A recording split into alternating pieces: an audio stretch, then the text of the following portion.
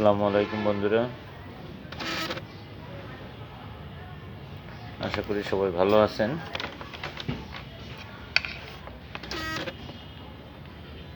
আমি আসলে ভালো নাই, আসলে বাংলাদেশ ভালো নাই। আমরা ভালো থাকি কিভাবে?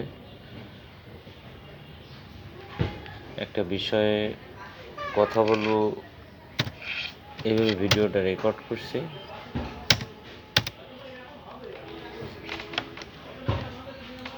আপনারা জানেন, সাম্প্রতিককালে ভারতের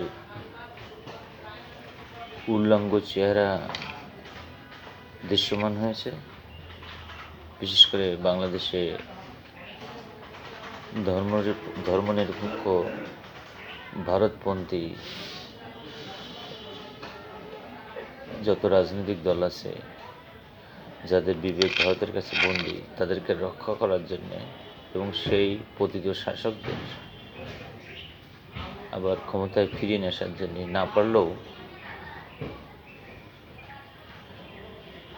তাদেরকে সাহায্য সহযোগিতা করে ভবিষ্যতে আবার যদি বাংলাদেশের রাজনীতির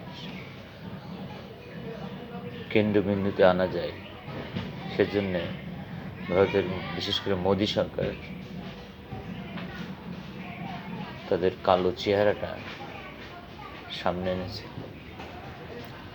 আসলে এই ভিডিওটি ভারত বাংলাদেশের সম্প্রীতি রক্ষা করার জন্যে আমি ভারতের যারা সাধারণ মানুষ আছে তাদের কাছে ক্ষমা চেয়ে নিচ্ছি।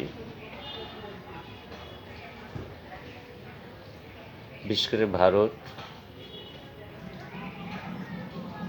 ভারতে যারা রাজনৈতিক নীতি নির্ধারক, বিশেষ করে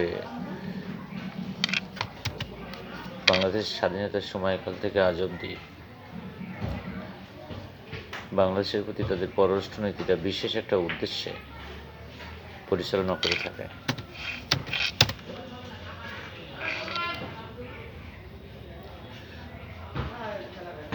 আমি আলোচনা করব আজকে একটা বিষয়ে, যার সূচনা হলো ভারত কেন সেই 1900 সাল থেকে, বিশেষ করে বঙ্গভঙ্গের সময়কাল থেকে কেন আজ অবধি স্বাধীন বাংলাদেশের, উন্নত বাংলাদেশের, স্বাধীন চিন্তা চেতনা সমৃদ্ধ নেতৃত্বের বাংলাদেশের বিরোধিতা করে আসছে। তার কারণ এবং তার স্বরূপ উন্মোচন করার জন্য আমার ধারাবাহিক কথা থাকবে। আজকে জাস্ট আমি একটা বিষয়ে কথা বলবো, বঙ্গভঙ্গের সময় থেকে কেন আজকে আজ অবধি বাংলাদেশের মুক্ত চিন্তার মানুষ এবং দেশপ্রেমিক মানুষ স্বাধীন বাংলাদেশ, সার্বভৌম বাংলাদেশের পক্ষের শক্তির বিপক্ষে অবস্থান নিয়েছে এবং নিয়ে আসছে, এবং তাদের এই পরিকল্পনাটা কতটা নিখুঁত, কতটা দীর্ঘমেয়াদী, এবং সেটা কি সাম্প্রতিককালে এখানে বাংলাদেশের রাজনৈতিক শক্তির কাছে পরাস্ত হওয়ার মতো অবস্থায় আছে কিনা, তারা এই পরিকল্পনাটা কত সুপ্রসারী চিন্তা নিয়ে শেষ করেছিল, সেটা বিশ্লেষণ করা। আমি ঠিক বঙ্গভঙ্গের সময়ের কথাটাই বলবো আজকে, এবং বাকিটা ধারাবাহিকভাবে আলোচনা করব ইনশাল্লাহ। আমরা জানি 1905 সালে এই পূর্ব বাংলার অশিক্ষিত, মূর্খ, পিছিয়ে থাকা মুসলিম জনগোষ্ঠীর কল্যাণের জন্য এই দেশে কিছু রাজনৈতিক নেতা আওয়াজ তুলেছিলেন। বিশেষ করে বাঙালি সম্প্রদায় পশ্চিমবাংলা, আসাম, ত্রিপুরা এবং পূর্ব বাংলায় বিরাজ করত, বসবাস করত। সেখানে এই পূর্ব বাংলা মুসলিম সংখ্যাগরিষ্ঠ ছিল এবং কিছু অমুসলিম মানুষ দ্বারা এই মুসলিমদের রাজনৈতিক, অর্থনৈতিক এবং সামাজিক ক্ষমতা চর্চা করত, এবং সেই রাজনৈতিক নেতৃত্বটা পরিচালিত হতো পশ্চিমবাংলা থেকে। আপনারা সেই রবীন্দ্রনাথ ঠাকুরের নাম শুনেছেন? তিনি এই বাংলায় আসতেন বিশেষ সময় পার করতে, এবং তেনার লেখনীতে এই বাংলার প্রতি অনেক ভালোবাসা ছিল। আসলে ভালোবাসা অনেক ধরনের হয়। কাউকে নিঃশর্ত ভালোবাসা, আবার গিভ অ্যান্ড টেকের ভালোবাসা হয়ে থাকে। রবীন্দ্রনাথের ভালোবাসা ছিল just to enjoy the time here at the West Bengal at that period, nothing more else. কারণ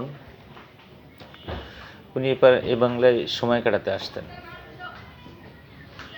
এই বাংলার মানুষ শিক্ষিত হোক, স্বাধীন হোক, অথবা আত্মমর্যাদায় পরিপূর্ণ হোক, আত্মমর্যাদায় গড়ে উঠুক, এটুকুনি তিনি চাইতেন কিনা সন্দেহ আছে। দেখা যায়, এবং ইতিহাস পর্যালোচনা করলে যেটা উপলব্ধিতে আসে, এ বাংলার মানুষের সার্বিক উন্নয়নের জন্যে তৎকালীন ইংরেজ নেতৃত্ব এই পশ্চিমবাংলা, পূর্ব বাংলার কিছু রাজনৈতিক নেতৃত্বের দাবির মুখে যে বঙ্গভঙ্গ সৃষ্টি করছিলেন, অর্থাৎ শাসনকে পশ্চিমবাংলার কর্তৃক পূর্ব বাংলার উপর যে শাসন চাপিয়ে দেওয়া হতো, সেটাকে বিকেন্দ্রীকরণ করার জন্যে সেই বাংলাদেশে এই পূর্ব বাংলার সেই সময় রাজনৈতিক নেতৃত্বের পুরোধায় ছিলেন শাহ নওয়াব আব্দুল লতিফ সহ আরও অনেক, শেরে বাংলা ফজলুল হক সহ আরও অনেক বরেণ্য রাজনীতিবিদ যারা সরব ছিলেন, এবং যার কারণে, এবং ইংরেজদের নিজস্ব ডিভাইড অ্যান্ড রুল পলিসি, যেটা সেই পলিসির বাস্তবায়ন করতে যে তাদের ক্ষমতা হারানোর ভয়ে বিক্ষোভ ঠেকাতে ক্রমান্বয়ে মানুষ স্বাধীনচেতা এবং অধিকার আদায়ের সোচ্চার হচ্ছিল, তাই তারা বঙ্গভঙ্গ সৃষ্টি করে মূলত বাঙালিদেরকে বিভক্ত করার চেষ্টা করেছিল। এবং সেখানে পশ্চিমবাংলার কিছু বুদ্ধিজীবী প্রাথমিকভাবে তার বিরোধিতা করে নেয়, কিন্তু বঙ্গভঙ্গ 1906 সালে যখন, বা 1905 সালে যখন এটা চালু হয়ে যায়, তখন প্রথম পূর্ব বাংলায় একটা ইউনিভার্সিটি গঠনের দাবি ওঠানো হয়, এই ইউনিভার্সিটি প্রতিষ্ঠা করার, এবং সেভাবেই তদবির চলে, কর্মকাণ্ড চলে। ঢাকা ইউনিভার্সিটি প্রতিষ্ঠার যে প্রাথমিক আলোচনা, পর্যালোচনা, সমীক্ষা, এভরিথিং ওয়াজ গেটিং প্রিপেয়ার্ড। পূর্ব বাংলার ওই সময় আশুতোষ মুখার্জির নেতৃত্বে, তিনি ক্যালকাটা ইউনিভার্সিটির প্রফেসর ছিলেন, রবীন্দ্রনাথের দাদা সম্ভবত, এবং রবীন্দ্রনাথের পৃষ্ঠপোষকতায় তৎকালীন আরও অনেক হিন্দু নেতা এই বঙ্গভঙ্গের বিরোধিতা করতে শুরু করলেন। তারা দেখলেন যে বঙ্গভঙ্গ যদি প্রতিষ্ঠিত থাকে, if it is being run, তাহলে কী ঘটতে পারে, ভবিষ্যতে পূর্ব বাংলায় তাদের রাজনৈতিক শোষণ নিপীড়ন আর চলবে না। রাজনৈতিক শোষণ নিপীড়ন তারা করতো মূলত হিন্দুত্ববাদী চিন্তা নিয়ে। ঠিক আমি এখানে একটা রেফারেন্স দিতে পারি যে, আপনার কংগ্রেস যখন প্রতিষ্ঠিত হয়, সর্বভারতীয় রাজনৈতিক দল, সেখানে হিন্দু অহিন্দু সকল রাজনীতিবিদ ছিল। উদাহরণস্বরূপ মোহাম্মদ আলী জিন্নাহ, মাওলানা আকরাম খাঁ, মুসলিমদের ভিতরে দেওবন্দি আলেমরা ছিলেন, এমনকি মাওলানা মওদুদি ছিলেন। প্রতিষ্ঠাকালীন নেতা ছিলেন মাওলানা আকরাম খাঁ।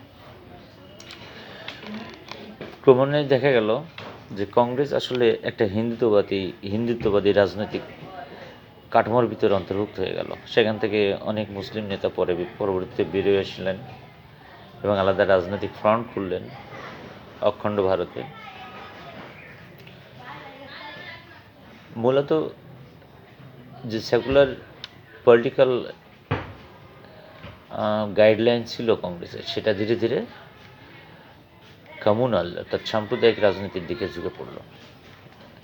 ঠিক একইভাবে এই পশ্চিমবাংলার হিন্দু নেতারা দেখলেন যে পূর্ব বাংলার মানুষ যদি রাজনৈতিক সচেতন হয়ে ওঠে, যদি তারা শিক্ষিত হয়ে ওঠে, তাহলে তাদের রাজনৈতিক শোষণের পূরণে বাংলায় আর চলবে না। তাই তারা বঙ্গভঙ্গের বিপক্ষে অবস্থান নিলেন এবং আন্দোলন করলেন, সভা সেমিনার করলেন। ধীরে ধীরে ইট culminated into I think arms revolt, arms movement with the arms, সশস্ত্র আন্দোলন শুরু করলেন এবং এক পর্যায়ে 1911 সালে কিছু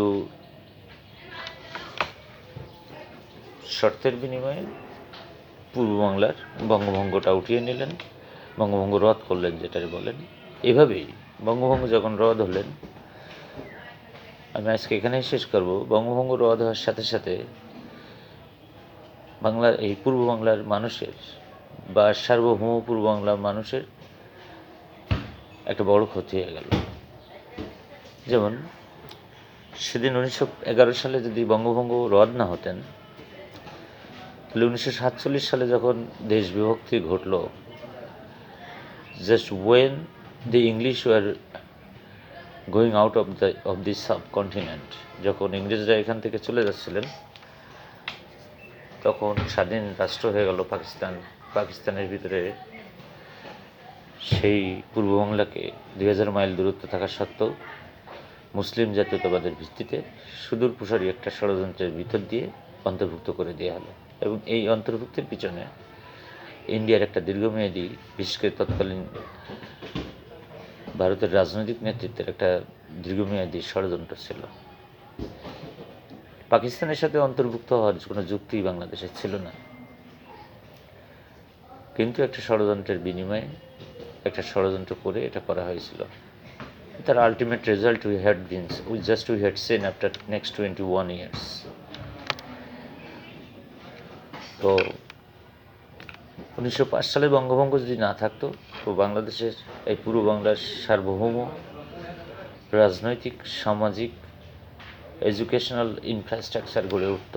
সেই কারণেই 1947 সালে স্বাভাবিকভাবেই পূর্ব বাংলা, সেটা বাংলাদেশ নামে হোক বা অন্য যে কোনো নামে হোক, একটা স্বাধীন রাষ্ট্র হিসেবে গড়ে উঠত এবং স্বাধীনতা অর্জন করতো বা স্বাধীন রাষ্ট্র হিসেবে ঘোষিত হতো, যেরূপে শ্রীলঙ্কা, পাকিস্তান হয়েছিল।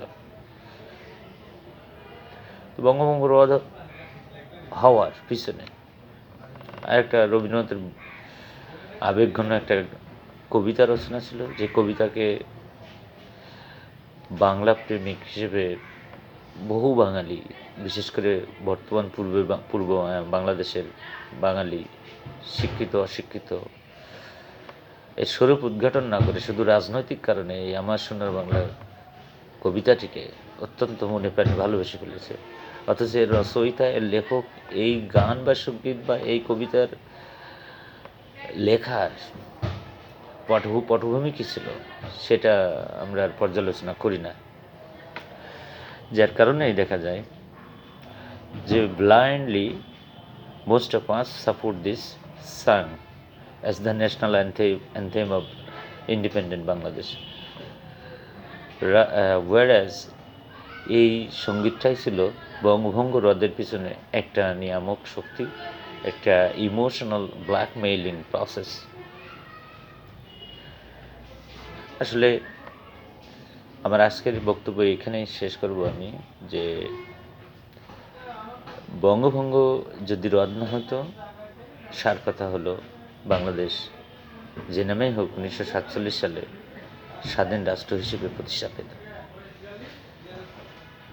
2000 মাইল দূরের পাকিস্তানের সাথে অন্তর্ভুক্ত হওয়ার কোনো সুযোগই ছিল না। এবং এই বঙ্গভঙ্গ রদ করার পিছনে সুদূরপ্রসারী পরিকল্পনার কারণ ছিল যদি বাংলাদেশ পূর্ব বাংলা তৎকালীন সময়ে স্বায়ত্তশাসন ভোগ করত, 47 সালে তারা যেমন স্বাধীন হতো,